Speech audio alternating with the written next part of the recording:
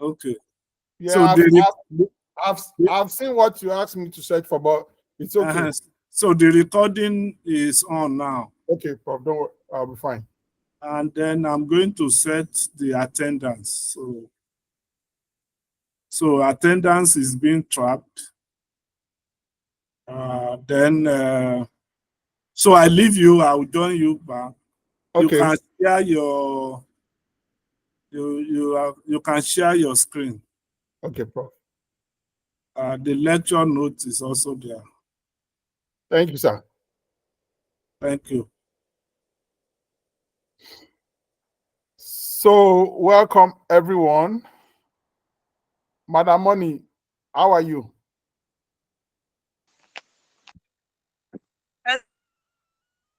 Madam Good Money, afternoon, sir. how are you today? I'm fine, sir. Thanks for joining the class. Yes, thank you so much. Yes, sir. Osareme, Sir, good afternoon, sir. how are you today? Fine, thank you, sir. Any issues, matters arising, our assignment? Have you looked We at are this? still, Since you are we the are, class rep, we, let's listen to yes, you sir. first. We are, we are still on it. Although we started anyway, we're still on it due to our operation of our test and Yeah, other assignments that have been on ground. but So, you didn't do the test yesterday, right? yes, we didn't do the test yesterday. Exactly. But I see for some time we have been going for training. I don't know if you are aware that Yeah, the I saw you department is did going. yesterday. Yes, we have. The training on LaTeX. Yes, that I'm on my way now. We just ended the class. Okay, So, okay. uh, But it's going on fine. So yes, sir. Yes, sir. let me feed Madam Oni. Madam Oni, so Osareme called me and he was appealing for us to extend the submission of the assignment. And I said, I will appeal to you so that we'll discuss it. I don't know what you feel, Ma.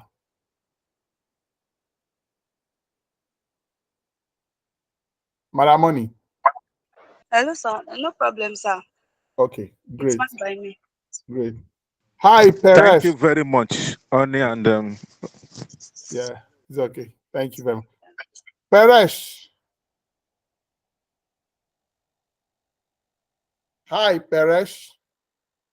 Because sometimes, you would think that someone is in class, but you later find out that that person is not actually in class. Peresh. Okay, that's fine. So that we don't waste much time, we are recording the session. Therefore, we can easily just continue with our discussion. Okay, so the last time in lecture 6 now, we were talking about labor force and all that had to do with it. Today, we are looking at the Nigerian population census. And if you are at that class, you will know that one of the indices that we consider when we're talking about labor force was the population. We also agreed that having a robust database on population is a very good step in the right direction.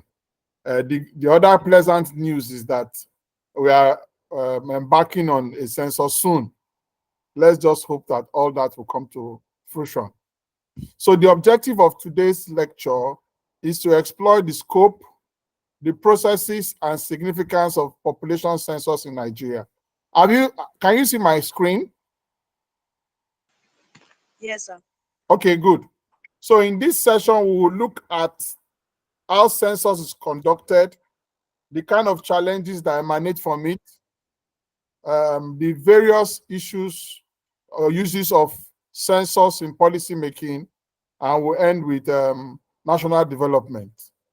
The lecture is broken into 5 parts. So let's see how far we can go. It's not a voluminous lecture for that matter, but we are going to engage in question and answers, discussions, and a whole lot of things. So in part 1, we'll be looking at introduction to the Nigerian population census. We look at the purpose of the census and we put that in its historical context. In part 2, we'll look at the methodology And under that, we'll look at planning and preparation, the data collection techniques, and quality control measures. In part 3, which appears to be the most interesting part of looking at population census in Nigeria, is the challenges in census execution. Look at logistic challenges, political and social issues, data privacy and security. In part 4, we look at the uses of census, first for demographic analysis and planning, then resource allocation and policy formulation, and finally, we will enter the group activity and discussion. Yeah, so somebody just joined the class. Let's be sure that we are all on the same page. Oluwaseun.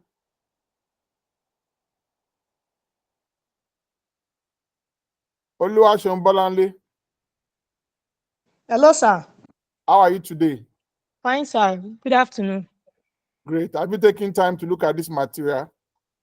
I'm just trying to download the material now, but Okay. I'm having network issue. That's Okay. why I did not Well, respond in time. okay, don't worry. We have it being recorded. Moro Unroti Jeremiah. How about you? Yes, sir. Good afternoon, sir. You're fine, right? Yes, I'm fine, sir. Okay, good. So let us proceed. So in that part 1, which we're about to delve into, let's just look at the 2 major points that we are going to discuss, and then we'll move to that point, and then we'll come back, and that's how we'll just run through the material. So, purpose of census. We will look at the overview of the primary objectives of conducting a population census, which means that there's a main objective. There could be several. So some of those main objectives are assessing population size. Osareme, can you remind us of the population of Nigeria again? You know, it was part of our discussion the last time. What is the population of Nigeria, first by record and by own reckoning? Osareme. Yes, last time I said 180 million, sir. But Is that record, when is that record or your own yes, reckoning? that is my record. Actually, that's what record for, if I'm not mistaken, in around 2015, 2016, 2017.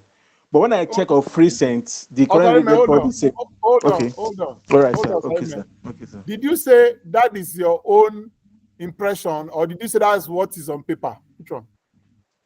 That was my impression then last time when we had class. Okay. Yes, but when you I changed- check, whenever I have you check, changed your- it is Yeah. about 216 million, 216 million. Okay. As at now, 216 million plus. Okay, The let me now projection ask, is going to, yes. Osareme, Okay, so, let me now ask you. all right, sir. You said before our lecture last week, you thought it was 180 million. Yes, sir. Exactly, sir. Then you checked, and now you saw that it's 216 million. Yes, sir. Do you believe in that record? I don't, sir. I don't. Tell us I don't. why. Tell us your reason. Because it's an estimation, sir. There's no factual data to affirm that. It's just an estimation. Okay. The last time we did the census was 2006, if I'm not mistaken. Good. 2006, and ever since there have not been any census. The one they wanted to organize, that was last year, 2023, which I was part of. Yes. Are you going due to to be part change of of government. Are you going to be part of the one this year? Yes, we are still much very So tell us, when will it Okay. kick off? When will it kick off? They have not discussed anything. For now, they've just put everything to, as I put, because of the new government is battling with so many issues. The new government. So, yes. After Yes, that Tinubu. after 12 months, you still say it's a new government. I don't understand you. My mistake. All right. My mistake. It's okay, no problem. So right, after sir. we have assessed the population size, we'll look at very interesting, indices that could also affect how some policies are taken. Revenue allocation and resource management, a lot of things that we do that are supposed to be dependent on knowing our population, size, and then the demographic characteristics and geographic distribution. We'll just touch on them, and then you can build on your own. In the second side of this part one, we'll look at brief history of population census in Nigeria, which we're already discussing. And we'll look at key milestones and changes in the methodology used over the years. Maybe we can discuss methods that, because we are statisticians, that we can propose. Okay, good. So let us look at that first part. So it's important to know that population census serves as a critical tool for national planning and development. We agreed last time and we cannot overflog the issue. I think Prof kept saying it in almost his lectures, saying that the fact that we don't even have a factual size of our population, it's going to be difficult for us to do proper planning. And permit us to go back to that our website that we looked at last time, and we were able to see how, you know, the world population was, you know, being updated real time. And we felt like, could this be real? And then we agreed that, of course, if there's a database that is continuously being managed, then these figures will be reliable. Okay, so if it's not true for Nigeria, it means that those of us that are in this class still have some work to do. And you never can tell. This could be, you know, a source of kind of research topic that you could work on. So let us move on and begin to look at other issues that come from that first objective. So considering a population census in Nigeria, like it is done in other climes, we now have to look at those three primary objectives. Okay, we want to look at how we can actualize those three primary objectives. And as we have now, you know, come to a point where we find it very important to conduct a national population census, it's also good for those of us who are in statistics to know, you know, the primary objectives. Because if we don't know the primary objectives, we will not be able to advise given the opportunity. So the first objective is to know the population size. In our last discourse, we were looking at the size of a nuclear family. I wanted to find out from one another the kind of size that you prefer for your family. And the popular consensus was to have 2 children, that is husband, wife, and 2 children. That was the popular consensus. But we had an outlier, and that outlier was Osarime. And Osarime was saying that he wanted to have like 20 and 30 and all of that. And I think Omobolanle was saying yes, it's because Osarime was a farmer. He wants to, you know, put his children in the labor force even from childhood and all of that. But to be more, you know, specific, it is important because if you need an understanding of the total number of people residing within the country's borders, you know, it's also essential for electoral process, governmental planning, and the allocation of natural resources. So those were some of the things we said in our introduction. How do you plan? How do you allocate resources? Because resource allocation is a major problem in Nigeria as we speak. And then the electoral process is something else, which means that as statistician, knowing the size of population of your country can actually help in a lot of our research. Let me see if somebody has joined the class that I can. Oh, great. Joe.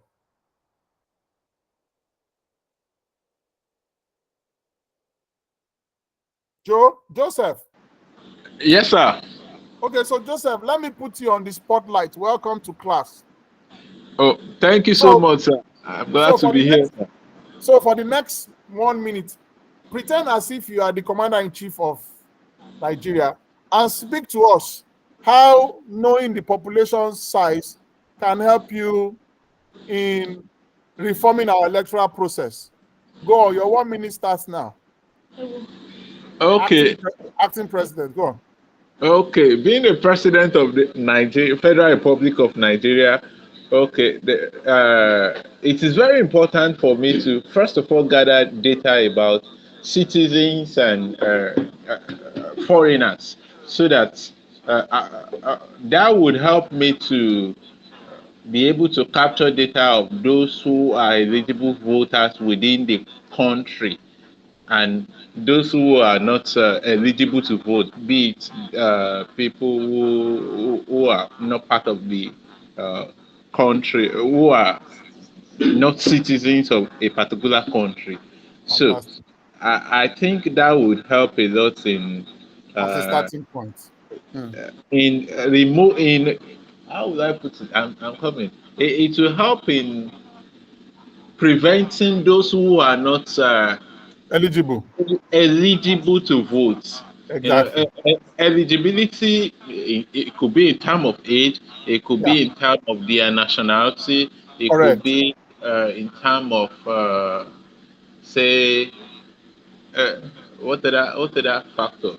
I'm thinking. Okay, Yeah, those two factors are very key. The fact that you must be 18 to qualify and also be a national. So your 1 minute is over. So right now you're no longer the president. Don't pretend again. Okay, so thanks for that contribution. So what are we saying?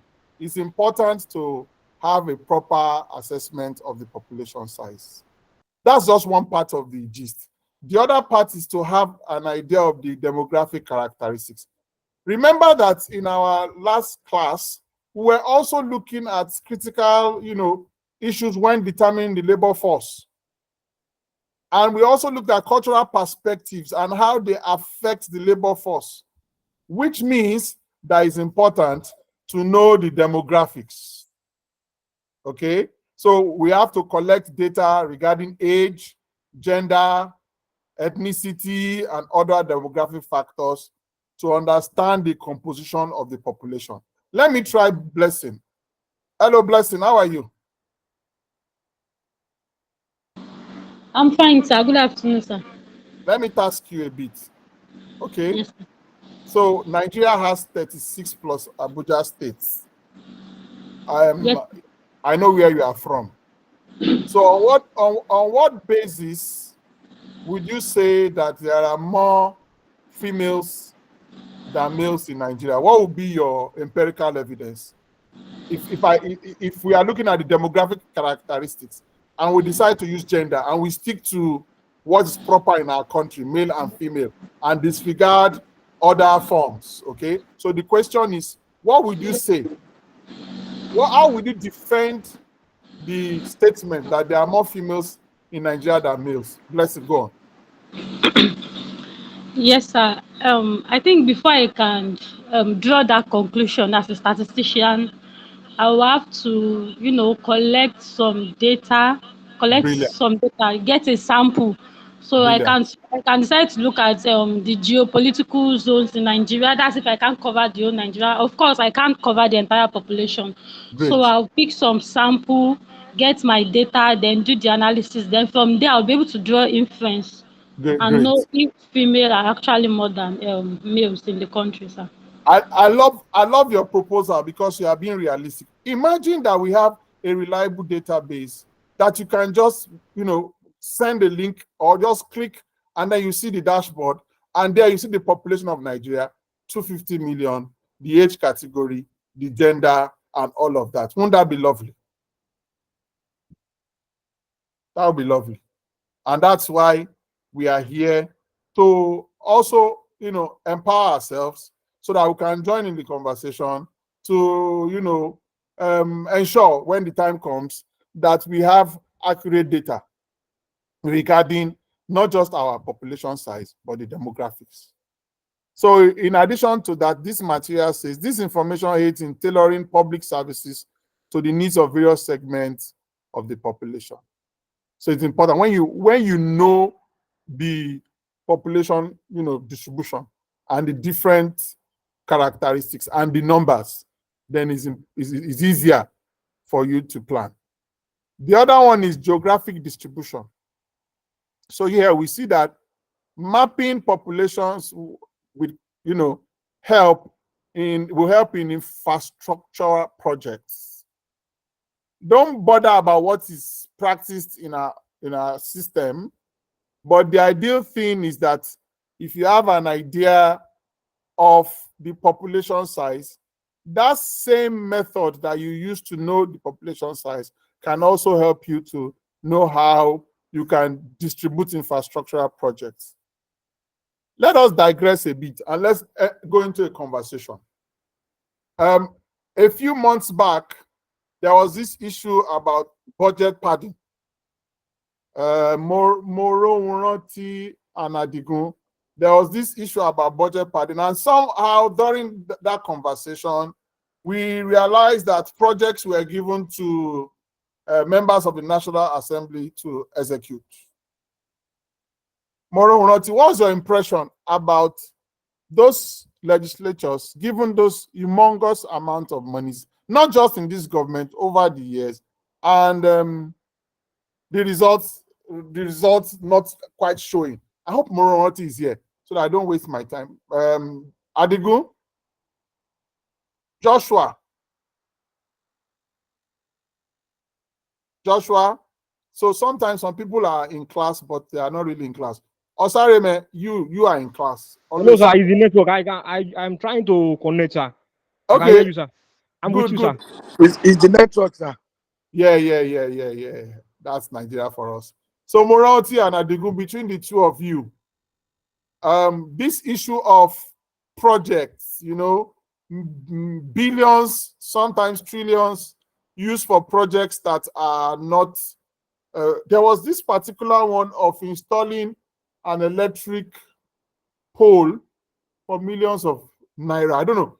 Adigun, I want to hear you speak. This is a discussion, more or less. Adigun Joshua. Sir, I'm with you, sir. Yeah, are you trekking or running? No, I'm inside the class, sir. Yeah, so I want to find out from you. We are talking about, you know, allocating resources for projects like roads, schools. Which state are you from? I'm from Oyo State, sir. Okay, so where in Oyo State? Yemetu side. But How is the road? How is the road to your house? that place is very okay. It's an urban area, sir. Okay, so are there areas whose roads are not okay that you have been to? Yes, that is on our local government. So what do you say to that? How can that be resolved with this intervention that we are looking at? Go on. The problem is that generally now the federal government are now telling state government sometimes they want to interfere in doing the road and later the federal government will pay. But now federal government are insisting that any state government that try to rehabilitate a federal road that is they are on their own. So that's why most of the roads state government are trying to do their best, but federal government are not even trying to help the matter, sir. Do you have proof of this statement, or you just saw people gisting about it? No, I have proof, but me I cannot be saying most of it. That on our local government now. That on our local government now. On our local government now. One of the former governors then was telling the local government people around that place that they did not vote for them. That they are not even Yoruba. They are LGBT people. Don't worry, we have left population now. We have entered politics. Don't worry, we'll discuss that on outside class. Let me go on to you. What about schools? What about the schools in that place and the hospitals? Because the important thing is for us to see that to plan properly, it's good to have an idea of the geographical distribution. Some areas in our state are grossly neglected. You wonder if, you know, the other day my son was to write an exam and I took him to, where is that place called now? I can't even remember the name. Very remote place in Oyo State. I wondered if people still, you know, live in such places. So what about schools and hospitals? Is it the same gist? Are you saying state government now are now improving their primary health care center now? I think in health issues, they are solving it now. And of recent, they recruit some staff to the primary health center. What about schools? The schools it's nothing to write home about. Most of the schools they don't have chairs and some standard that is supposed to have, even WAEC all. Some of the classes are leaking. Okay, let me make you a senator of your local government, of your senatorial districts. So tell us, how will you fix it? Now that you're a statistician and you have an idea of those challenges, go on. We are going 1 to do million. it. Firstly, we are going to collect the population. We know the population of the census of those that are in the local government. Those that are dependents and Joshua, sir, please don't just tell me nice things. So, do you understand? Just tell us what you actually do, because you know, if we can learn from you, then maybe that could be an opportunity to suggest. You are the people that will lead us in the next few years. So, are you just speaking theory, or you have passion for that? I have passion for that, sir. Yeah, let's listen to you. Go on. The first thing is that we introduce census as a statistician, so that we are going to know the rough estimate of those that are in the local government. That's the first. So that the census will help us to know the number of people that will benefit from the social amenities that we are going to provide. We cannot compare a school now that they have like 1,000 population to a school that they have 5,000 population. As in the number of halls that they are going to build, classrooms, and pipe-borne waters and the likes that we are going to provide for them. So that's the essence of census. Great, fantastic. You've Yes, done sir. well. Yeah. Yes, sir. If it's true that you are going to do this kind of thing, I pray you'll be there. Amen, sir. This your amen seems as if there's something else that you want from it. No. You know, when people hear that they will get to those positions, many times they think of the reward and not the responsibility. But that is what affects our government. They are going there for their self-interest. Yeah. And don't forget that they also spend money in getting there. They have to recover some of those monies. Okay. Exactly, sir. Yeah. Okay. Thank you so much. I enjoyed I hope every other person is still in line. Any questions? Sir. Do we have any questions before we go on? This is not a very huge material, but it's loaded. So that's why we start taking it bit by bit. All right. So let's go on. So we want to look at historical context, but before then, we'll conclude our first part by just going through this. It says these objectives collectively help the government and various organizations to implement policies effectively, distribute resources equitably, and plan future economic and social strategies, just like Joshua has, explained. In terms of historical context, we want to look at the development of census taking in Nigeria. Let's go back and see where we are. The history of population census in Nigeria reflects its development trajectory, marked by both progress and challenges. So there's progress on one hand, there's challenges on the other hand. The first is the pre-independence census. Early attempts at conducting population census in Nigeria dates back to the colonial period. These early censuses were rudimentary and often incomplete, primarily focused on tax collection rather than detailed demographic analysis. Yeah, it's important to also know that generating revenue is also a good reason for conducting census. Perhaps maybe not the primary reason, but then it was and could be. Because today there are different kinds of taxes that we are, paying, whether directly or indirectly. So let's go back to the class and let's just engage in two very interesting things. Oluwaseun and Blessing, let me do it that way. Oluwaseun, you have the choice of, let me just give you this straight up. So,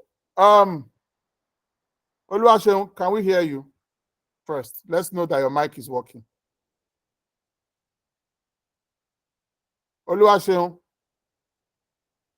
Hello, sir. Oluwaseun, is your voice clear? Hello, can you hear me, sir? Okay, your voice is not clear. Maybe we'll just use Blessing and look for a way to make your voice clear. Blessing. Yes, sir. So you want to sing the national anthem? Yes, sir. Go. Is it the one before they gave it to me, like the old one? No, the national anthem. Right. So no, that's not the national anthem. Okay, 90. That, so, I know Nigeria we AD. No, Something I didn't. I about didn't say. I said sing it. hey, Olúwa. Nigeria we AD. Sir, I've not learned it though. I'm sorry, sir. Okay, so why do you think, in your own opinion, it is good to learn the anthem? Although as a citizen of Nigeria, I should be able to sing the national anthem, but at the moment, that's not what is on my mind. Though I need food. Somebody that is healthy and that is fully fed, that can really sit down and learn that thing, sir. That's not the major problem in Nigeria now that they are implementing. I will Okay, learn it, sir, but now I need to eat first. okay, no problem. I just wanted to know that your microphone is working well, okay? And I wanted to be sure that you could sing that anthem. Are you with me? Yes, sir. Yes, sir. But the major thing is the purpose for anything, if it is not properly understood, it will be abused. So because the first point under historical context is pre-independence census and the motives, we are now saying that the next census that is going to be conducted should have a clear motive. And in my own opinion, that's just my own opinion, I think when there is a legislature, it will be good for you to know that national anthem. It's to your own advantage, because we never can tell the motives behind things that are done. And that's why I've gone this route. Yes, sir. This is not part of the content here, but the fact that when census was taken in the pre-independence time, the motive was because of tax collection. Now that there's a new anthem, definitely there must be a motive. And if there's going to be a census, there's also going to be a motive.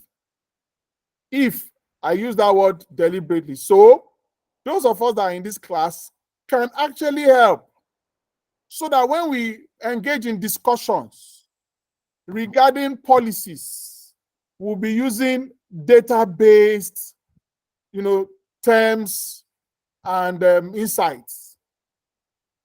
I don't know how many of us actually know the purpose of that anthem and why we need to learn it. But I want to consider that by the time we meet in our next class, we would have also gone around and asked, or also researched, and then we'll come up with real evidence. But I'm still staying with you. I want to read the second point, because these are two eras. There was the pre-independence and post-independence. So let's read post-independence and I'll come back to you. It says that after gaining independence in 1960, Nigeria undertook more systematic and regular censuses. The 1963 census was one of the first major head count conducted by the newly independent government, although it was marred by controversies over alleged inflation of figures. So you see that the motive for the pre-independence election was for purpose of tax collection. And now we saw that there were several censuses, but there were issues about inflation of figures. So, Blessing, why would the numbers be inflated? What would be the reason?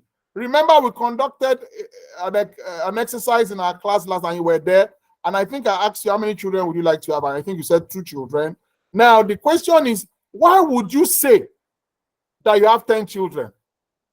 Does that resonate with you, or does it sound absurd that they come to your household maybe during the next coming census, and because the children are not available, and then the enumerators are in a hurry, and all they want is how many people are living in this household? Why would you say 10 instead of 4? Blessing.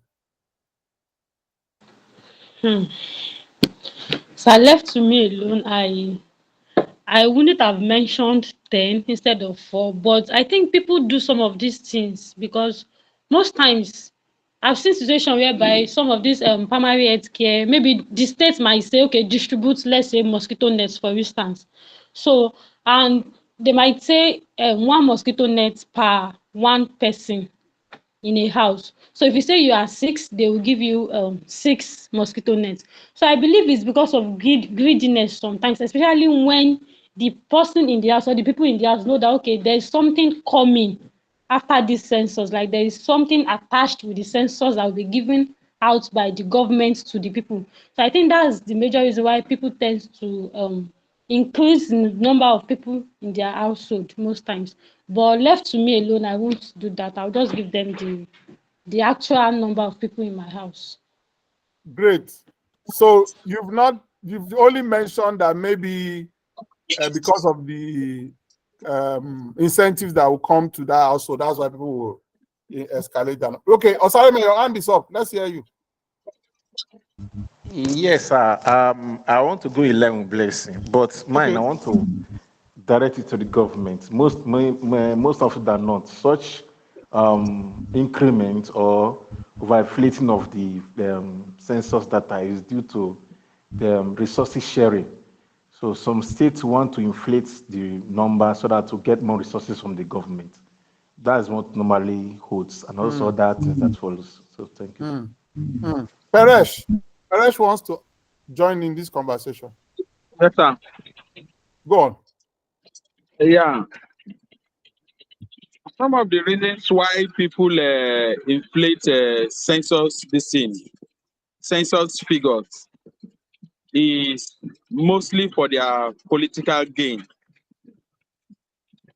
For example, when government wants to create maybe local government or maybe wards or maybe states and everything, one of the factors considered is how many people are living there. That's one. Then the resources that are in that place. So major reason why people inflict census figure is just for their political gain and what they feel they will get from the federal government. I think I agree with all of you. And if that still happens now, then it means that we have a long way to go. Thank you so much, Perez, Osareme, and Blessing. So, still putting the historical context in context, we want to talk about the modern censuses. So, there have been a lot of advances over the years. There has been introduction of electronic data capture in recent census, which is aimed at increasing accuracy and efficiency. There is the use of the geographic information system and satellite imagery, and they have all helped in addressing the challenges of enumeration in remote areas, ensuring more comprehensive coverage. So the earlier censuses have more accurate figures compared to the previous one. That's what we see. Talking about the challenges and the reforms, as earlier said, each census had peculiar challenges. Some of them that we have looked at, like Perez said, there is the issue of political interference. There's also the issue of logistics. You know, there are some places that are very difficult to get to, especially the riverine area. So sometimes enumerators just do estimates, which with satellite imagery and GIS could be captured better. And in recent time, there's issue of insecurity. I don't imagine being an enumerator and I'm asked to cover territories where you have insurgency. That would be very difficult. Okay, so there's also the issue of trust and lack of transparency among the populace. So these challenges have resulted in having newer reforms and bringing in different approaches, especially focusing on technological integration and international best practices. So that's the history of census in Nigeria. The methodologies that have been used. So in planning and preparation, The following steps occur at the planning phase. This phase is very crucial. Of course, if you miss anything from the first phase, that will be difficult for you to recover. So the first step is, yes, Osareme, your microphone should be up. You are the census man today. So I'm just going to mention the bullet points, run through the content, and then you put it in perspective. Osareme, are you prepared? You are the census man. Are you ready? I'm with you, sir. Okay, so the first thing is logistical preparations. This includes the physical and organizational arrangements needed to conduct a census across Nigeria's diverse and geographically extensive landscape. You are going to Sambisa Forest, going to the Ijaw community, you know, the boundaries of the Niger Republic, and the, you know, Middle Belt, war-torn Middle Belt, the interlands, okay?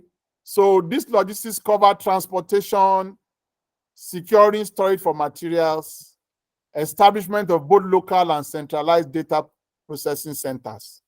Remember challenges with electricity and so on. So move close to your mic, Osareme, and tell us about this. Logistical preparation for census. How easy is it? And what are the issues? Go on. Normally, the census management normally carry out some. We can't hear you well. You have to amplify. I said we normally carry out some preparation before the census. They itself carry out some training for the day. Then we have other backed up plans as far as those challenges are concerned, talking about the electricity or that will affect the elections. For instance, not elections, so Osareme, it's population census. So. Definitely. Make sure the preparation for the election. Okay, it's election, not census. Census. Okay, census. Yes. The same thing. Okay. About census, before the day of the census, we have some preparation laid down. All those challenges you mentioned, there are some things put in place to not have to go over. Can you tell us? Yes. Some of which are, for instance, the electricity we're talking about. We have those power banks that are provided in order to know if there is any challenge of electricity. We can always fall back to them to be able to carry out our operations. So like other challenges that may want to affect elections, there are always logistics in place to tackle that.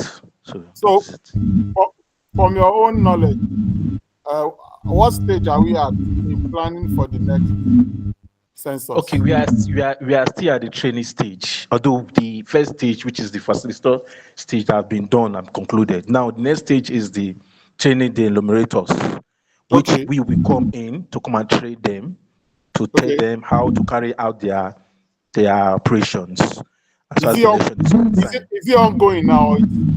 It has been added because of the transition, as in from one government to the other, like that. Hopefully. Sorry, what you are saying is the last administration had activated it, but this administration has not. This one has just put hold to it. Okay. That we should, yes, maybe because of the challenge on ground from what they call it. All the challenges, all of them. All the challenges. So now the next thing that we are in is to train the enumerators, which we will come in to do that. Train them. So that's it. Yeah, great, fantastic. So part of that planning stage is budget consideration. I want to, read and then ask you, are all these things really put in place, and are they really? I had a conversation with somebody a few weeks back, and the story is that there's actually a budget, but when it comes to implementation, it's a different story altogether. Yes, sir. Yes, sir. On the budget, there's always been a budget in place. It's running to billions of naira. But the challenge is that this money annually, you have, when I say cabas, they're always being sit on. Like now, the trade we did, it takes several months before we got paid. After so many cry out like that, we try to go from one office to the other like that before we were paid. And even as I speak, there are some persons that have not been paid. So it is a major challenge. See, but the money is there. Some persons are just, just want to embezzle. So that's what we have. Okay, so let's look at the standard practice. So the standard practice is that a comprehensive budget must be prepared, approved, and allocated. The budget should cover all aspects, from the personal training that Osareme is talking about. Not that you won't pay people after they have conducted such training. Purchasing necessary equipment, public awareness campaigns. Joseph.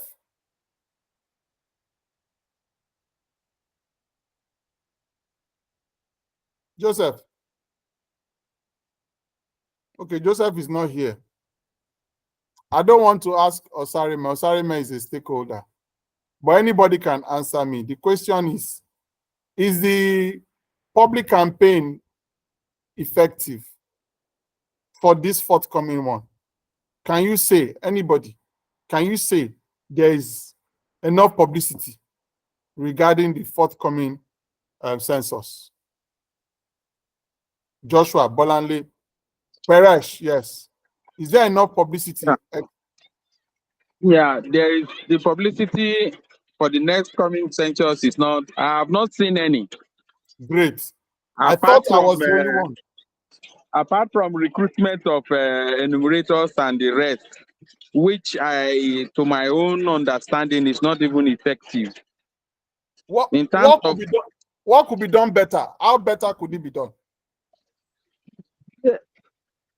The truth of the matter is that personnel who are grounded in that field were not accommodated. Wow. They were just fixing, politicians were just fixing maybe civil servants that are under their payroll to do the job. Wow. To me, it will not give a credible census. And information dissemination to me is zero. Wow. Not much has been, not everybody is aware that census is coming. That's my own take, sir. Osareme, do you want to defend your people? What Perez said is actually the facts. When we were on feed, when we were going out for a trial census, we were going from household to household. We thought to come to a surprise that majority of household or persons they were not aware that the census is coming. They want to organize census. To our surprise, a census want to organize census. So not until we started passing such complaint to the stakeholders, they now started do something about it. Started advertisements on tele like that. So what he said is actually the fact. Wow. Wow. Problem everywhere. So the budget, maybe they have even spent the money that is meant for publicity. Okay, so let's be more serious. So this is blowing my mind. So we need to have a budget for purchasing necessary equipment, public awareness campaign, to the deployment of technology. Okay, government allocating and possibly asking for international aids. But when the indigenes don't know that there's a census, is it the international community that will respond? Osareme, I'm back to you. Creation of census districts. I want you to encourage us, please. Ordinarily, okay, so since census is an enormous task, we want to collect data across the country, and you know Nigeria is divided into areas and districts. It is expected that, you know, those arrangements would have been made. Osareme, encourage us. Have they been made? Yes, they have been made, sir. If you look at their, in fact, Nigeria as a whole have been, I put now, divided into manageable areas. Yes. Like for census trial, we were allotted some census area that we need to carry our district, to carry out our operations. So we were given tax to meet up a particular day, and which we did, and we now reported back. So those divisions have been created to make the census to be able to achieve what you have to achieve, you want to achieve on that particular day or period of set of I want to read a sentence, and I want you to confirm that it's correct with regards to our own forthcoming census. It says each district will then assign teams responsible for collecting data within their designated areas. Correct about your planning? Yes, it's correct. Like we do what we did, like in our census district, there were about 6 of us that man one particular area. We went around from ASU to AXU to collect data. That fact is correct. Okay, great. Great. Thank you for encouraging us. So timeline and milestone. It's developing a timeline that outlines all major milestones from initial planning to the release of final data is another crucial step. Okay, so we need to have timelines. Please just allow me a moment. Hello? Hello? Sorry about that. Sorry. Okay. This timeline help in monitoring progress and ensuring that the census remains on schedule. Yes, of course. Joseph and I were discussing something yesterday or the other day. Was it yesterday? Yes.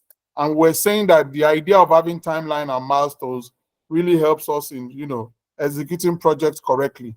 If you don't have that plan of what you should have achieved at a particular time, then you will not be able to measure progress.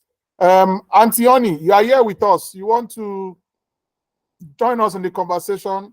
Comments, questions, just help us. Auntie Oni. Sorry, I just joined back. I was having network issues. Oh, sorry. Yes. Welcome back, ma. Thank you, sir. All right. So data collection techniques, methodologies used in data collection. A robust methodology is critical to ensure the accuracy and reliability of census data. The techniques include 1, household surveys. I think Blessing has been involved in this stuff before. Blessing. No, sir. But you were saying something about healthcare centers collecting No, I surveys. only cited the example because they've been to our house before to ask us the number of persons living in my house. So I only cited that as an example. I've never participated in any census. So when they came to your house, did they meet you at home? They met my mom. I was not Okay. at home. So they did not meet the children. So whatever the mom said was what they would take, right? Yes, sir. What's your opinion about that style? You just go to a household and you meet the mom and say, mom, how many are you in this house? Remember that in some households, it is not just people who live there permanently, there are people who live there temporarily. Go on, let's hear you. My opinion about that is that the data collected will not be what's the word to use now? Reliable. Yes, exactly. It might not be reliable enough because some people will not actually be truthful about the whole thing. I think ordinarily the enumerators now should, maybe if you go to a particular household and you're unable to count, you should count the number of persons that are there and probably come back, maybe ask when everybody will be around so you can come back, of which that also is not easy because they have large population or geographical area to cover. So that too is another challenge. So I feel asking maybe the head of the family or something that, or maybe anybody you meet at home about the number of persons in the house is is not really reliable to me. It's not completely reliable. But then if there's nothing else to do about it, I think with that they'll still achieve something. They'll still Okay. achieve their aim or something. Okay. Very good. Very good. So there's the household surveys. They are primary methods of data collection. So he says that enumerators will visit every household to collect demographic and socioeconomic information. Can I come? Yeah, I'll allow you come in when I've read through this. Okay, socioeconomic information using predefined questionnaire. Okay, crude method. This method ensures that data on all individuals residing in the country are captured. Let's hear you. Go on. Yes, sir. What Blessing said, although she was right in some extent, but the fact is that nobody is enumerated in prosy. The person that want to enumerate must be present, must be physical. Although we need to meet the head of the family to provide some information about each member of the family. But if for you to be enumerated, to be counted, you must be physically present. Good. It's the census period. Correct. So that takes us to the next method. Good contribution. The next method is the use of digital tools. So don't forget that we are looking at different techniques. So with that, we have that digital tools have been incorporated. That will help to improve data accuracy and the processing time.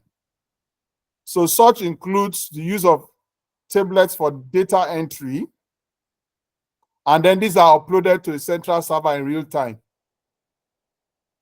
rather than, filling predefined questionnaires.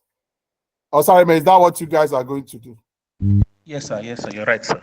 Yes, sir. All right. So does that take care of my question of I'm in school? Do you go to schools or you just go to households? You go to school, sir. You include the household. Do you go to religious organizations? Of course, sir. Of course, sir. So, educators, you came to my house, you counted me. I went to school, are you going to count me? Is there something that you do to me to know that I've not? Tell us about that. Yeah, go on.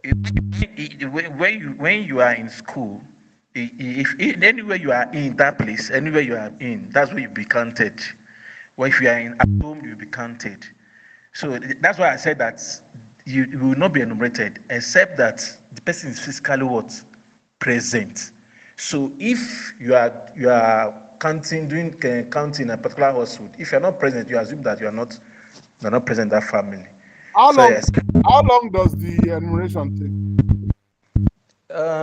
It take I could remember, it's not 6 days, I've forgotten. 6 days. If I'm not mistaken. So is it not possible to count me in the mosque and also count me at home? No, that's why what Blessing said, that when we come to a particular household and you are not around, we are to come back to come and complete the task. We will pause that. We will not complete that enumeration. We'll pause it. Maybe you are not the one getting. I want to know the kind of technology that is in place, because you can if you count me at home and you come to school and you see me again at school, how do you know that I've been counted? Is it the same old method where you put ink in my hand or something? What do you do? There's information. There's information on that. If you have been counted enumerated before, it will show a signal that this person has been enumerated. Is it a physical signal or electronic based signal? It's electronic, sir. Okay, good. That's what I wanted to confirm, that once the name is entered, you cannot duplicate it as it were. Do you have things like fingerprint and all that? Yes, sir. You have those things, fingerprint and all those modern technologies, right? Yes, sir. Wow, great. It must have been a long time that Blessing was counted. Okay, let's talk about the role of enumerators. Enumerators are trained personnel who collect data directly from households. They play a crucial role in the accuracy and success of the census. Their responsibilities include ensuring that all questions are answered fully, accurately, and addressing any respondent concern. Training for enumerators covers understanding the questionnaire, ethics of data collection, and handling special cases like language barrier or reluctant respondents. A very important addition is the aspect of quality control. Quality control is always a measure that helps in the reliability of a process. So it says, to maintain the integrity of the data collected, several quality control measures are implemented. This includes revisit to selected households to verify data, audits of enumerators' work, and thorough review of data for inconsistency before final tabulation. No doubt that statisticians are supposed to lead in this project, but it is sad to hear from parents that in this forthcoming process, professionals have not been, selected. We've used other sentiments, and that is not good news. Having said that, let's now discuss the challenges in census execution. So these challenges are going to be divided into, I think, three. One, there is the logistical challenges, there's political and social issues, and then there are issues regarding data privacy and security. Let's take them one at a time. Wow, my material is gone. Okay. Yeah, so the first one is, where are we? Lecture 7. Is my screen still up, please? Hello? It is. I think we're on page 4 going to 5. Yeah, great. Challenges in execution of census.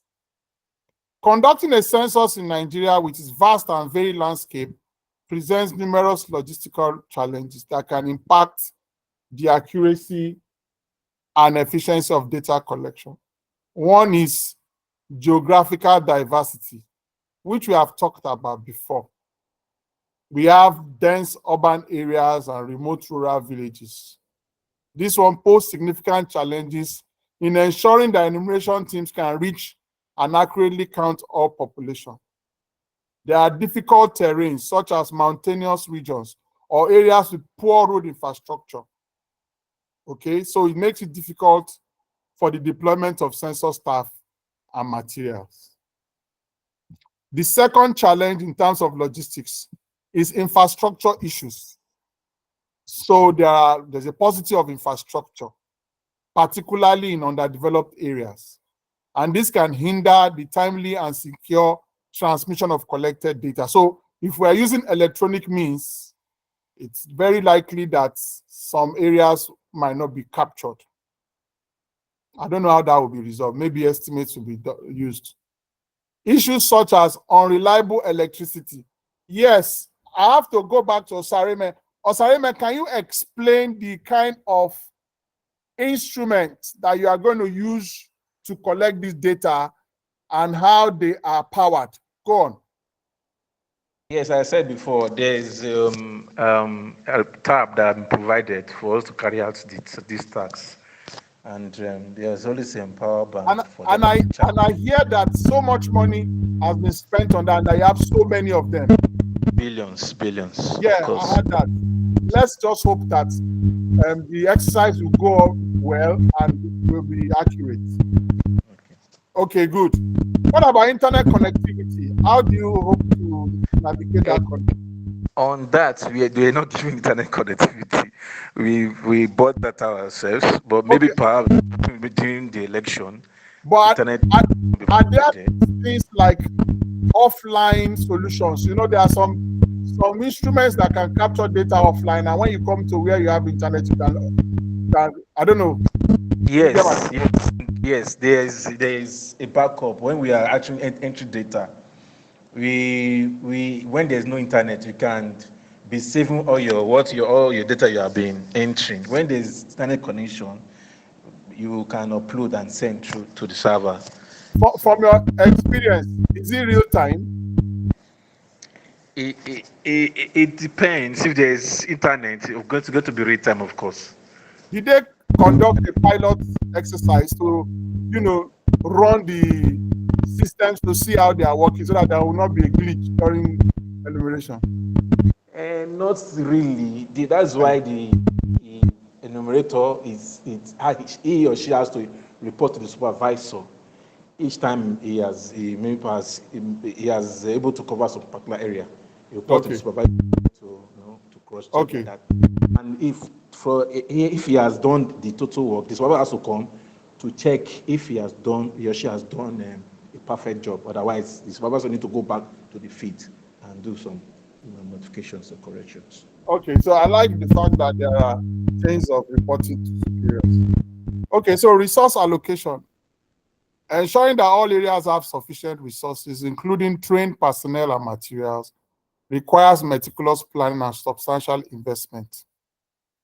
So the logistical operation must be carefully coordinated to handle the distribution and retrieval of assets efficiently. So what happens to those equipments after census? Are they going to be kept for another census? That's one thing that we can continue to think about.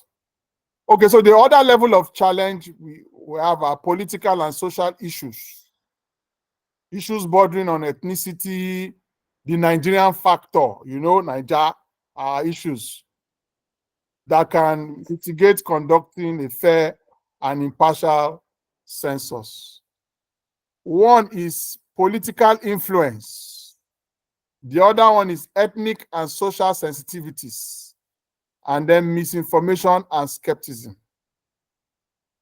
Concerning political influence, the allocation of government funding and political representation often hinges on census outcomes. We said this at the beginning, when we were looking at why censuses are conducted. We agreed that one of the major reasons for inflating figures is because of this resource allocation. So there's usually political pressure on the enumeration process. Okay, so with digital technology, we hope that will be minimized. So, and I like the fact that Osareme has told us that when you are not present, you will not be captured. And he said that there is a low risk regarding double counting. Okay, so political entities may attempt to influence census operation to sway results in their favor, affecting the impartiality of data collection. Yes, it's true. We see this during elections where maybe a state like Kano, Rivers, Lagos are key states, primarily because of the number of votes that come from those regions. In fact, maybe you don't know this story, I tell you. So during the off-cycle election in Benue State, there was this result that had 90% participation, voter turnout, meaning that out of all the registered voters, 90% of them showed up on election day. That is really a great outlier. That is an abnormal situation. So those kind of things happen. But you see, taking it from elections, from census, elections can also be more properly conducted. Concerning ethnic and social sensitivities, says that Nigeria's complex tapestry of ethnic groups and associated social dynamics can impact census accuracy. Yes, the issues about our beliefs and our cultural persuasions, they affect these things.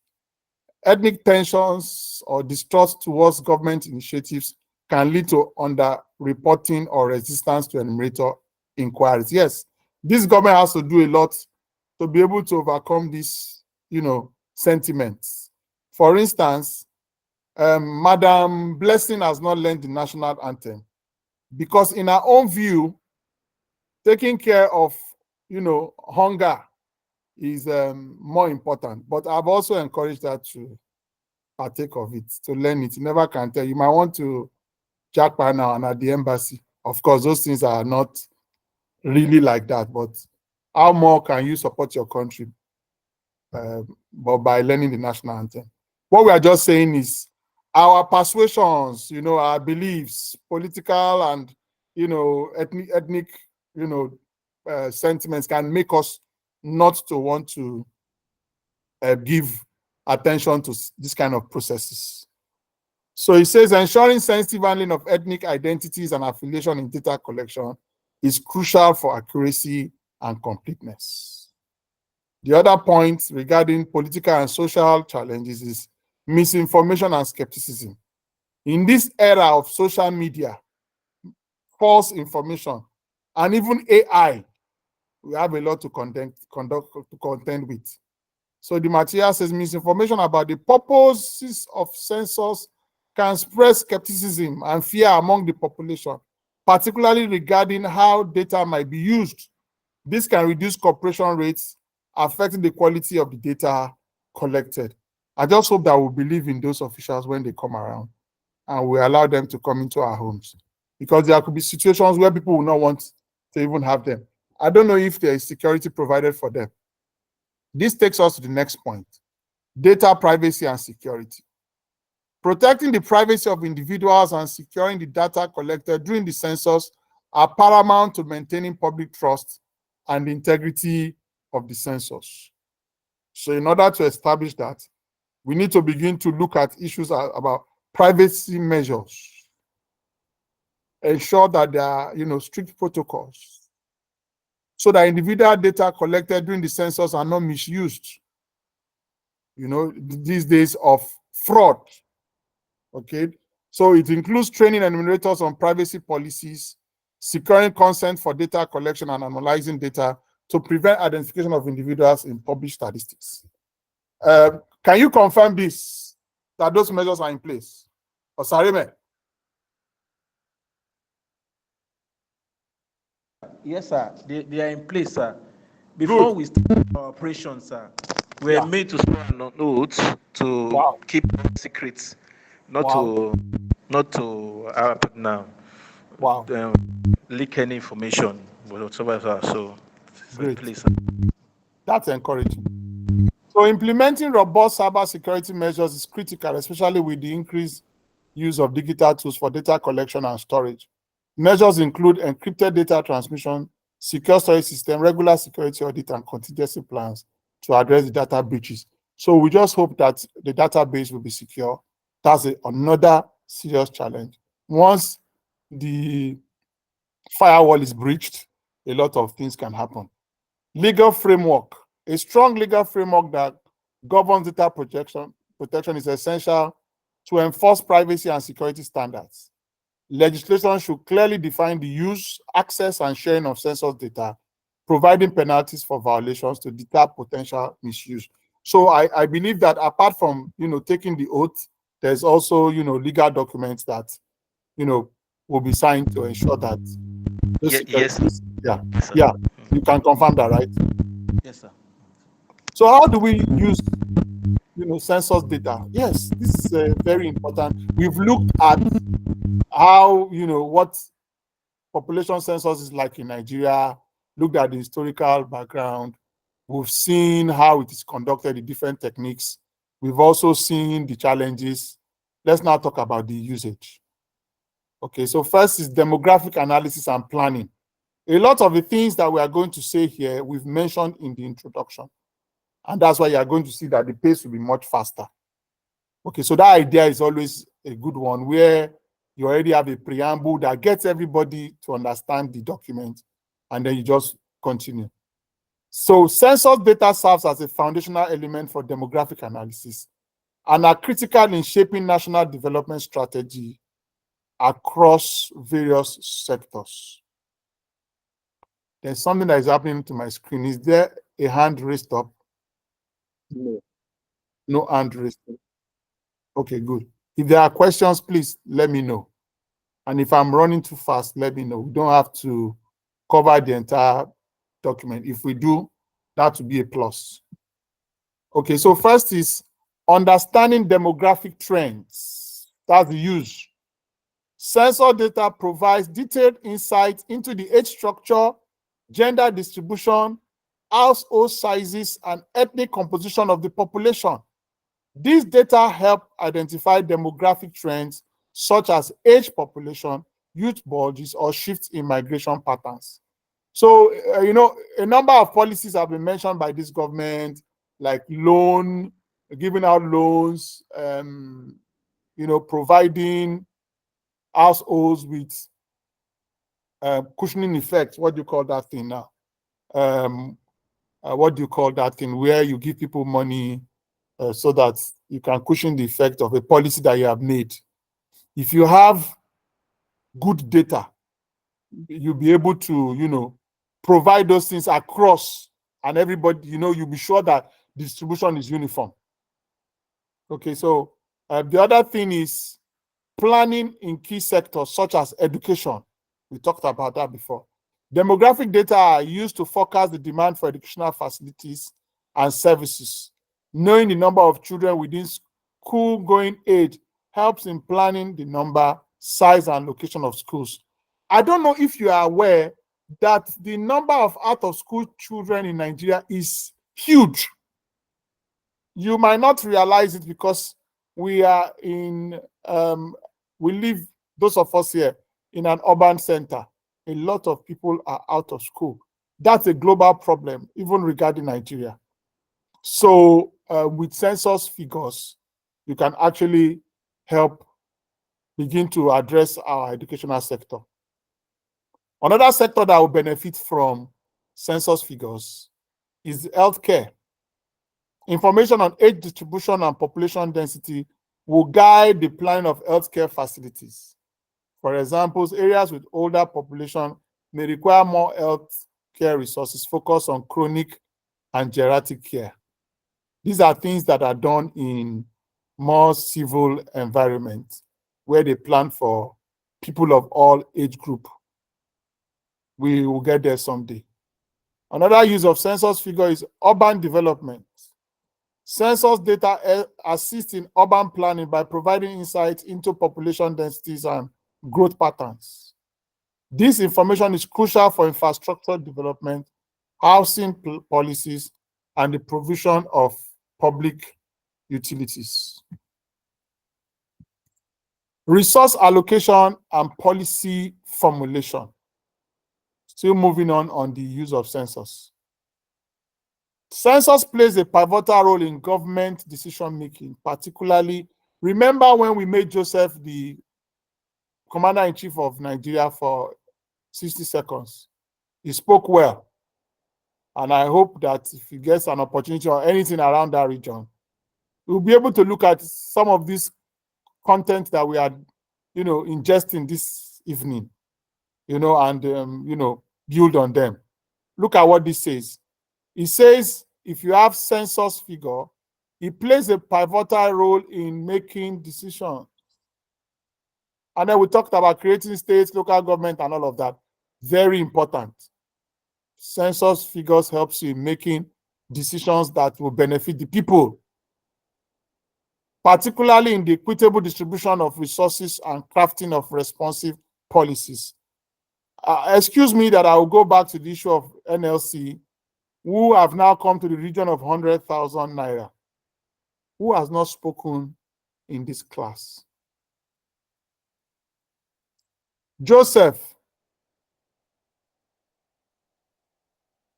I'm with you, sir. Yeah, so Joseph, what's your take on that 100,000 naira? Remember last week when we were talking about labor force and all of that? At that time, that was 2 weeks ago, government was at 48,000 and labor was at 6 something. Yes, what's your take? Let's digress a bit and relax. Go on. Okay, my take on that is that the NLC, they are unrealistic. Wait, And hold on, Joseph. I remember that last week we agreed that 30,000 was not good, that government was insensitive. We also said that 600 and something thousand was also unrealistic. Are you saying that 100,000, in your opinion, labor is unrealistic?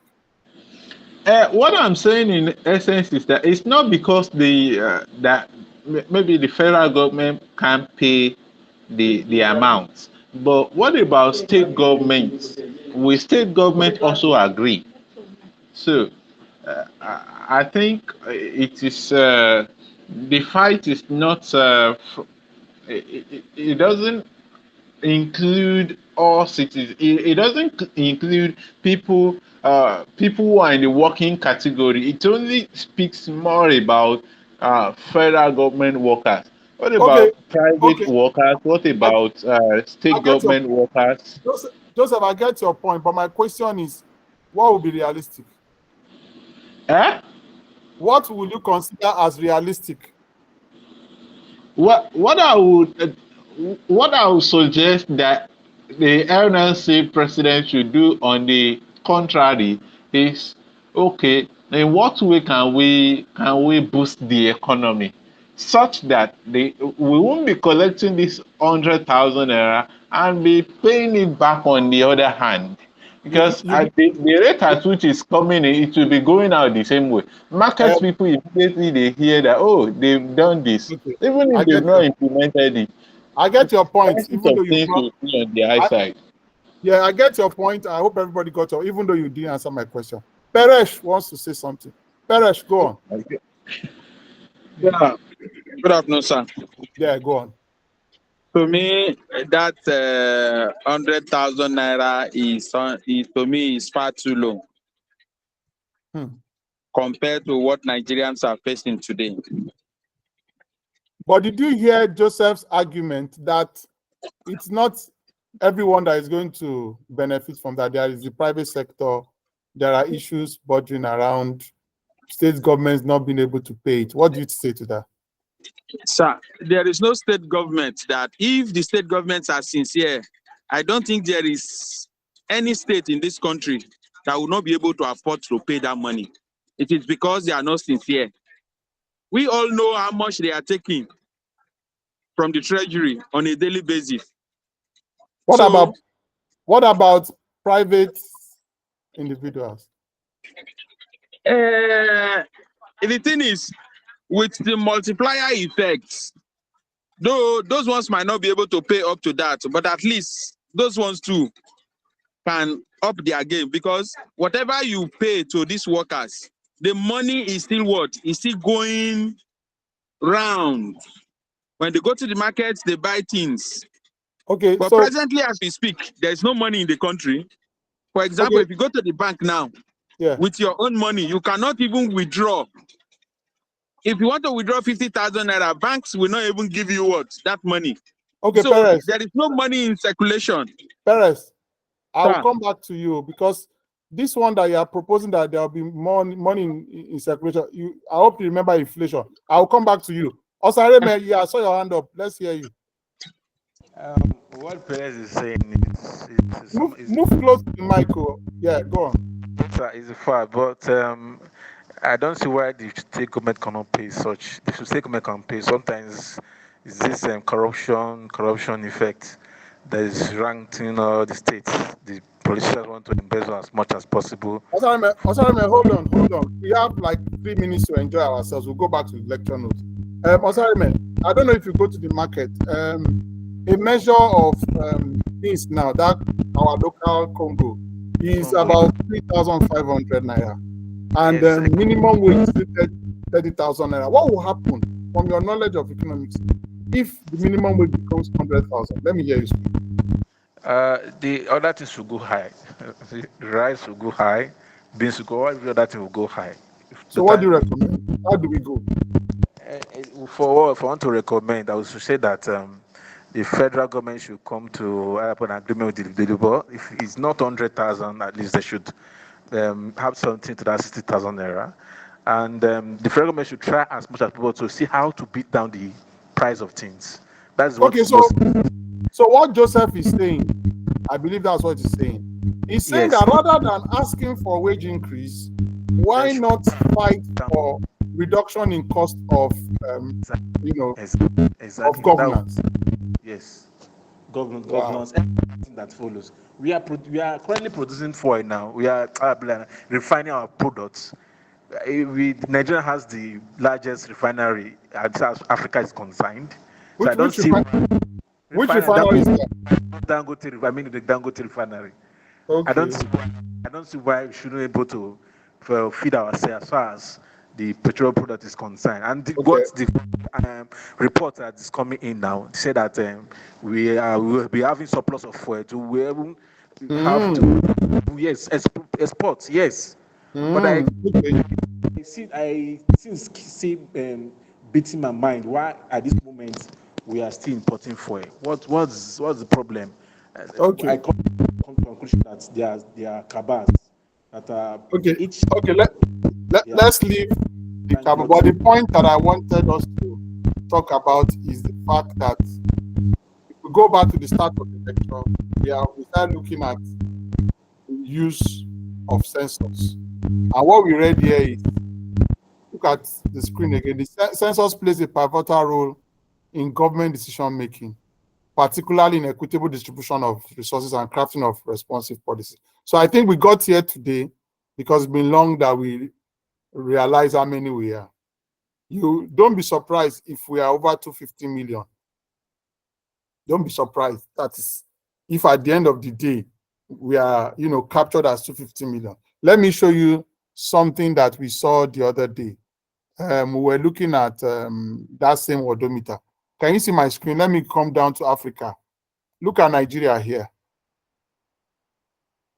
Okay, so this is what is captured. Imagine that we have a record which is not even as precise as this one.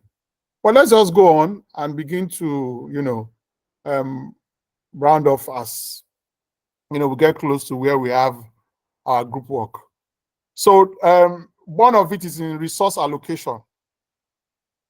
So census findings are instrumental in allocating resources and funds.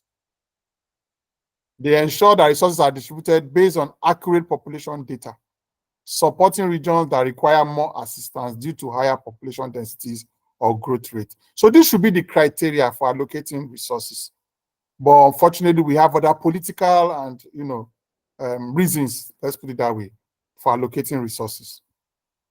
Next is policy formulation, use of census. It helps in economic policies, helps in social policies. Concerning economic policies, it helps us to understand the labor force characteristics, including things such as employment status and occupational sectors. It allows for more targeted economic policies aimed at improving job creation and economic diversification. With regard to social policies, data on household composition and living conditions helps to tailor social policies to address issues as poverty, housing, and social services. I can hear Blessing's voice as I read these social policies. Blessing was like saying, is it national anthem that I should be reciting or looking for how to take care of my family? The other thing is environmental and sustainability policies. Population distribution data helps in planning for sustainable development, such as determining the impact of population growth on environmental resources and planning for disaster risk reduction. It's a government that has foresight that will prepare for disaster. That's why we are glad that we survived COVID-19. Perhaps because it was a global issue and there was support from, whether COVID was real or not is not what I'm talking about. I'm talking about the fact that WHO was involved and, the developed countries were also facing the same thing. Otherwise, left to developing countries like Nigeria, that pandemic might, or whatever it was called, might have swallowed us. Equitable development. By highlighting regional disparities in demographic and living conditions, census data drive policies. So imagine if it is true that census data drive policies, and we've not conducted census in Nigeria for this number of years. So how have we come up with those policies?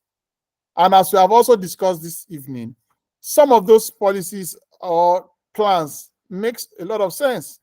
But when it comes to implementation, perhaps because they are not data driven, we end up not benefiting from them. So what having those figures does is that it helps to reduce inequalities across different regions of the country. Okay, so this ensures that no area is left behind in national development plans.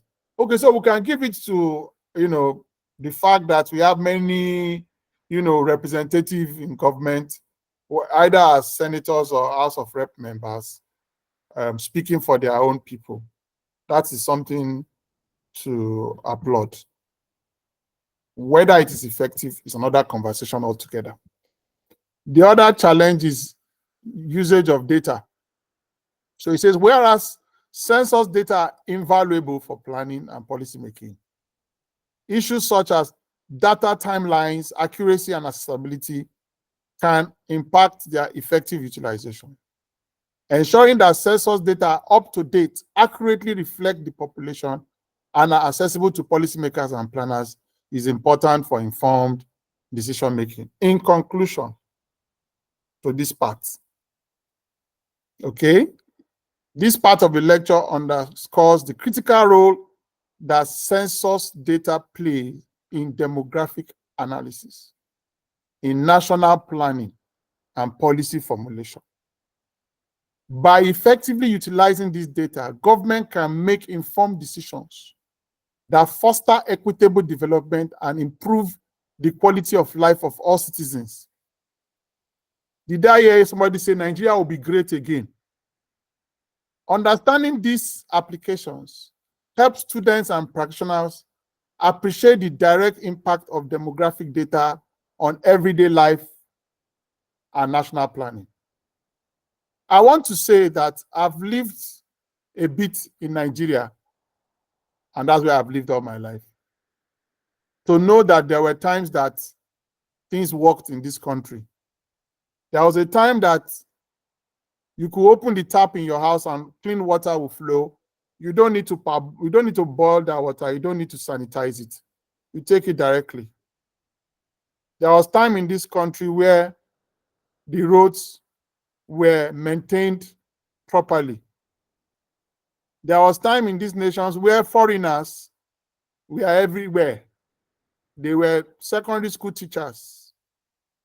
I mean, white men were here and women. There was a time in this country where the ShopRite that just left Nigeria was not going to be able to compete with the kind of, supermarkets, or what do you call them, that existed.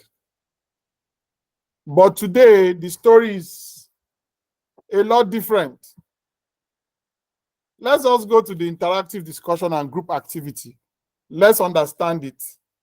And then we'll look at the wisdom for engaging in it. So interactive discussion and group activity. This segment of the session is designed to engage students actively through a group activity and discussion. Remember that we already have 3 groups. Osareme, who are your group members? Okay, it's Akonde and Shalom. Okay, Blessing, are you a group leader? Yes, sir. I'm a group leader. Who are your group members? Bolanle Oluwasewa and Adigun Joshua. Who is the other group leader? Adeleye Ogbeni. He's not here. Yes, sir. She's not here, but Oh, our group members are here. Perez is one of okay. our group members. Yes, okay, sir. Good. So we have 3 groups and the class is balanced, right? Yes, sir. We are 9 taking. Good. That was a nice distribution that we had. Yes, sir. Okay, so let's just run through this and see how we'll approach it. This hands-on approach helps to cement the understanding and encourages collaborative problem solving. So the idea of having group work is for you to come up with a more robust, presentation. So what is the group activity? Policy proposal development. The objective is to develop practical policy proposals. By the way, which group is Joseph?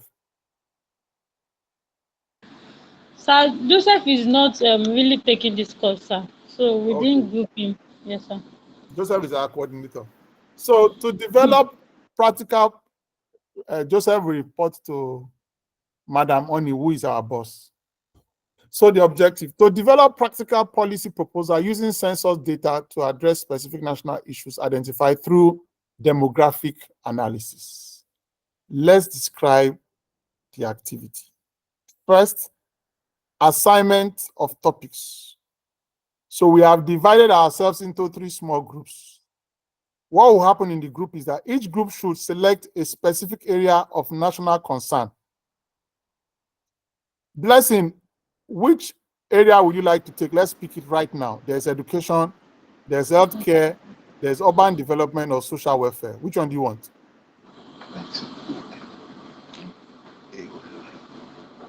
I think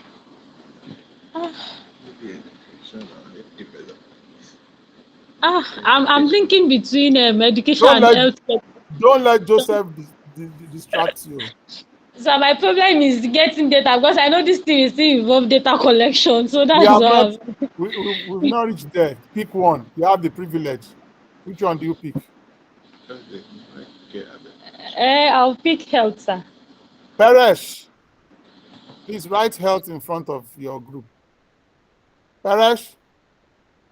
You know, sorry, the issues for picking heads, some of the issues will be considering continue with your slide sharing. Okay, go on, Prof. Yes, go on, Prof. Yes. I just want to help the groups. Okay, sir. Okay, sir. I've been following the lecture, so why does sir?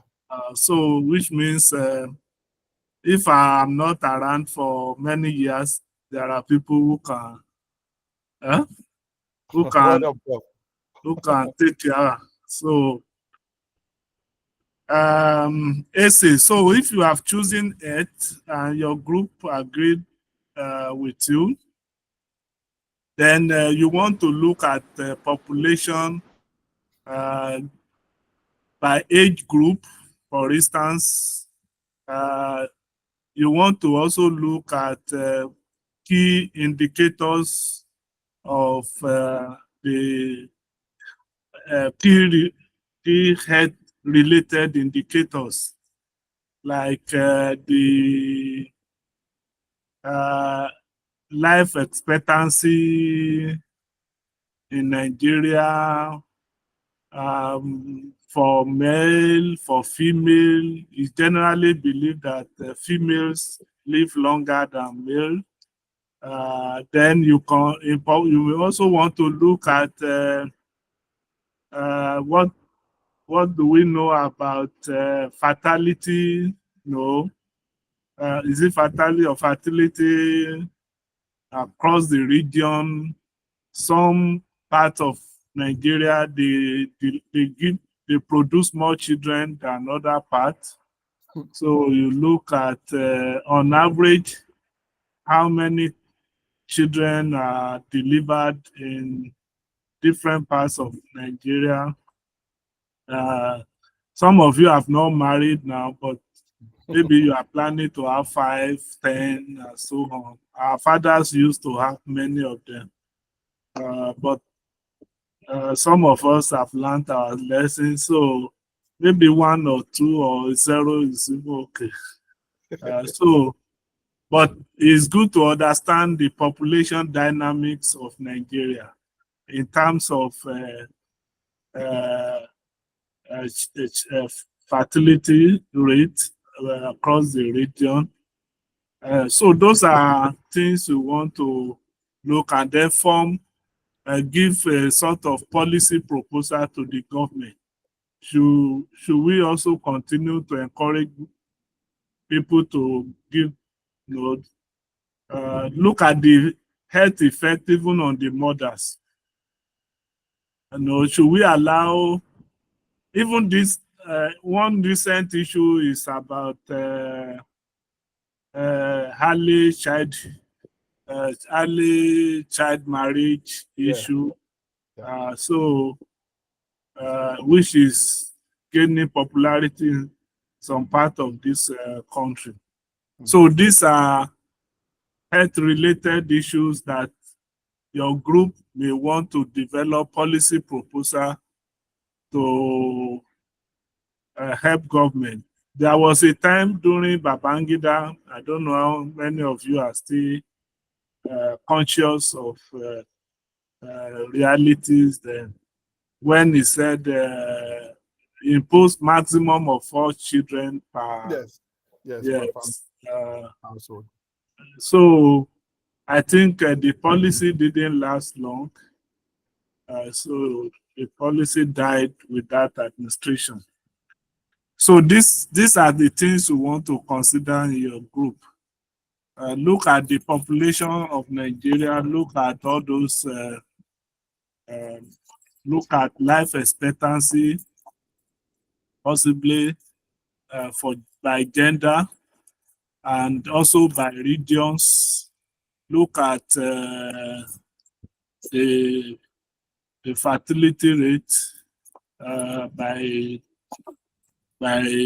region, and then formulate policy. There are other key issues you want to identify.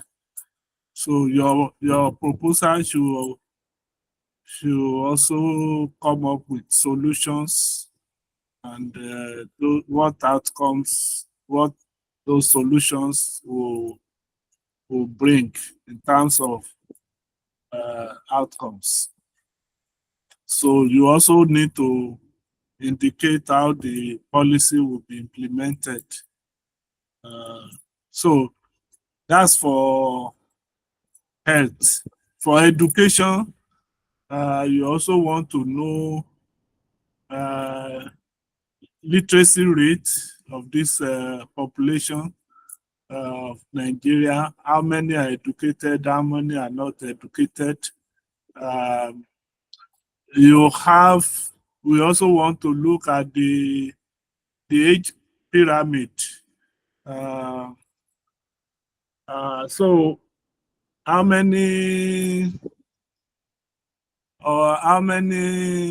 school age children are out of school, you know, that are supposed to be in school but they are not in school. So you can also look at in America, for instance, you must have heard that they look at different nationalities and then how educated they are, and they found out that in US, Nigerians are they are more educated than even they go there, get PhD, get higher degrees and so on. They are even more educated than the citizens. The same thing in UK. So you may also want to look at literacy across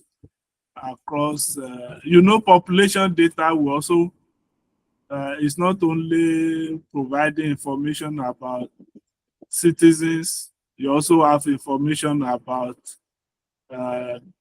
those they call immigrants. Those they are immigrants. So you want to also compare education level of the citizens and the immigrants. In education, you also want to know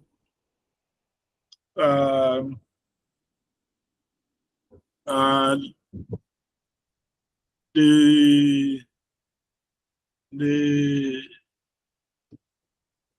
distribution of literacy across the regions. You know, where do we have the lowest percentage of illiterates? Where do we have the highest percentage of illiterates, and so on like that. So, and then you'll be able to give policy proposal how to improve the literacy in the country. How do we improve on the proportion of school age children. On urban development,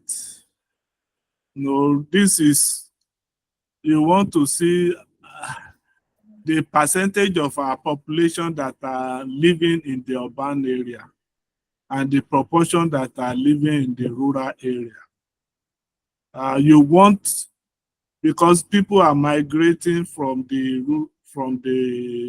rural area to the urban area in search of better life. So you can have a policy that we advise government on how to stem the migration from rural to urban. The migration is also affecting farming. It's also causing pollution. It's causing a lot of the facilities are overstretched, and then so it's affecting the urban planning. The environment is no longer, people build houses, you have slums, people sleep under the bridge, and so on like that. So they are living a very hard life because they just want to come to the city. Other than so, how is population affecting urban development? How is it affecting social welfare? So those are the things you need to. You can also look at other countries, the way they manage their population in the area of education, in the area of health, in the area of urban development. So you could, if you are in US, you could, for instance, live in Ibadan and be working in Lagos, because there will be a rail, rail system that within 30-40 minutes you'll be able to get to your place of work and also return quickly to your house. So population data helps in planning, in urban planning. It also helps in social delivery. Peter was talking of palliatives, government trying to give palliatives to, yes, exactly. That's what, yes. To less privileged people, poor, what they now call the poorest of the poor. But population data will have given us idea of who should benefit and who should not benefit. So people like Bolanle will not queue for palliative. People like Joshua, Joseph, even Blessing will not go and queue to collect palliative that are not meant for them. So those are issues around social welfare. So population data, census data, they are very critical in developing social schemes for the citizens.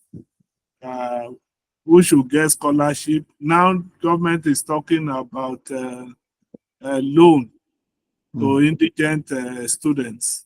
It's a social welfare program to support indigent. It could be loan, it could be scholarship, many other things. So that's just to help the group understand. Thank you very much. But I'm still with you. Thank you very much. Yes, thank you very much, Prof. Thank you very much, sir. So, Paresh, which one would you want to pick for your group?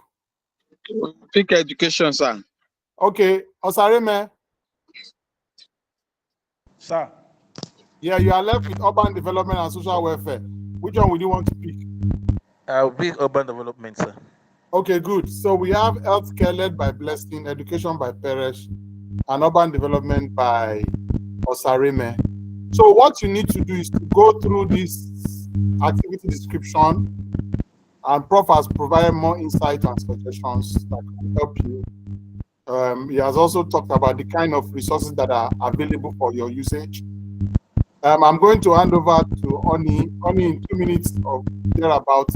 Help us, discuss how and when we are going to submit this assignment, what we do to the previous one. So let me hand over to you, because what I expect the group leaders to do is to look at this, present it, how you are going to present it. She will tell us about that too. How the discussions will happen, whether they will happen during the class, and don't forget the multiple choice questions. So at this point, let me hand over to our Auntie Oni to tell us what do we do with the previous assignment and their request for extension, and then this one, which is more defined. Oni, I hope you are here. Yes, sir. Go on, ma. Okay, good evening, everybody. About the previous assignment, I think the due date was yesterday, but since they asked for extension, I don't know if we could give them just a week extension, if that's fair enough. Mokuta, can we give them a week? Okay. Yes, Osareme, you are the class rep. Sir, What do you say? I know my people because what we are preparing for. I know the test did not hold last time. Perhaps the test is going to be fixed next week. Okay, So, you know what we can do? Antioni, maybe we will discuss it outside the class, and then we'll give details. How about that, man? Okay, yes. So the response to that will actually determine the deadline for these next assignments, because if the first one has not been submitted, then I'm not too sure if the second one will be attempted at all. So I think probably when we discuss it, then we can now fix a deadline for the second one. Okay, good. All right. So I don't know when exams are coming up. I don't know what lectures would happen. Maybe at this point, I allow Prof to round off the class with those to help us guide us. Prof, can I hand over to you, sir? Thank you very much. I don't have anything to add. For now, I don't know what the department is planning yet. So if it is possible, we might still have more lectures. But as soon as they decide the exam, then we will decide when to stop having lectures. So, but make sure you keep on reading the materials and doing the quiz, submit your quiz before the deadline. Thank you. See you on Friday for those taking the Data mining. statistical data. thank you very much. Sir. So, Thank bye. you, sir. All right. Bye, everyone. All right, sir. Bye, sir. Bye, sir. Auntie Oni, call me. All right, I will, sir.